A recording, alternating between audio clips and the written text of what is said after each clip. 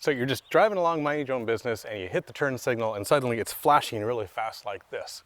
What does that mean, and what's going on? On your dashboard, it's just flashing away. The other side seems to work fine, but this side is now not working right at all. What's the deal? So real simple, this just means that one of your bulbs on that side of your car is burned out. It's a feature of your car to tell you, hey, watch out, one of your turn signals isn't working. So if you get out of the car and take a look, in this case, okay, the back of this car, it's flickering like this, and yet, okay, so this isn't, well, that's the problem, obviously. Let's take a look at the front. Okay, so up here at the front, well, take a look. There's no light. So what this means is the bulb up here is burned out. So all we need to do is open this up and take a look at the back side and see if we can figure out where that bulb is. Come on inside. Okay, so looking on the inside of this assembly, there's a number of bulbs in here. There's the big main lamp for headlights. There's the other little driving lights. And down here, I'm noticing this is the bulb where I'm supposed to have my turn signal light.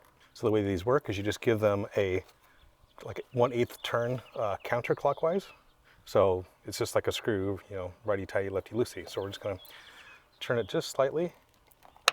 There you go, see how it pops. And now that it's loose, we can just kind of gently pull this back and pull it up here. Now the way these bulbs work is you push them in and turn slightly.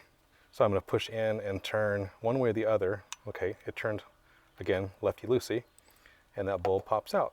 And so that's our bad bulb. Now you notice these bulbs have a low and a high side on these little tabs. So that keeps you from putting them in backwards. If you put them in backwards, it may not work properly. It might flash fast, or it may not work at all. So in this case, when we put a replacement in, you know, you'll figure out pretty quickly when you put it in and it doesn't want to go in nicely that you have it in backwards. So let's grab a replacement. Now you can go online to just Amazon. I have a link down below to get you there. In the Amazon website, you do have the option of putting in your year, make, and model of car. And from there you can choose the right bulb for your vehicle. It'll tell you this bulb is compatible with your car. Okay, so we just got these delivered from Amazon. They are from the front. These are the 1157As. This is for a CRV. Your vehicle might be a little bit different, but it's the basic idea. So we're going to take our defective bulb, get rid of it so we don't confuse them, and stick in one of these new ones. Okay, so all we're going to do is insert the bulb. Okay, that one went in nice and it stayed there. If I try to put the other direction, you see it won't rotate. So I'm going to put it in there and turn it. And then let me hit the turn signal inside and verify this is working. Okay, it really was that simple. We now have it flashing at the expected speed. So I'm just gonna curl it down, get it in place. And this you just kind of have to like be slow and gentle, find the spot where it rotates in there. There it goes. And that's really the extent of the job up front. Let's take a look at what it would take to do the backside. Okay, so there's two key ways to get access to the bulbs in the rear taillights of your car. The first, and maybe the easiest, is if there's an access panel on the inside. So it would be a hatch or a door or a plastic insert that you have to pop out. And from there, you get to the back of each of the bulbs by doing that quarter turn, just like we did in the front. On this car, you actually have to remove the light assembly itself, which isn't as big a deal as it sounds. There's a couple locator pins back here and just 2 screws that you take out to get each one of these sections out. So let's go and pull these 2 off, and then we'll get to that bulb and we'll replace that bulb.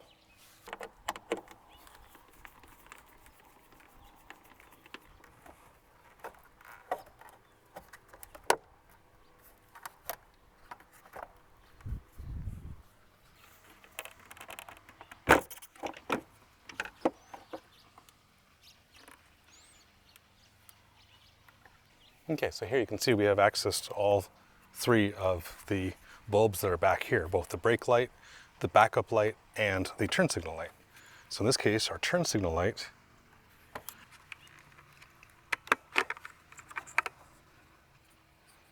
So in this case, this bulb is actually a little different. It's just something you just get to pull straight out. So pull it out, grab your new one, and you're just gonna snap it in place. It's really that simple.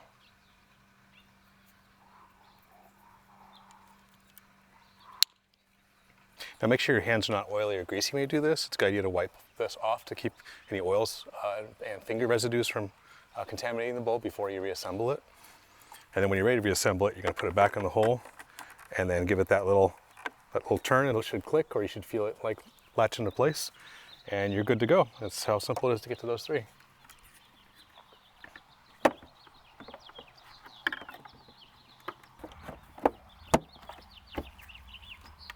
That's it. Put the screws back in.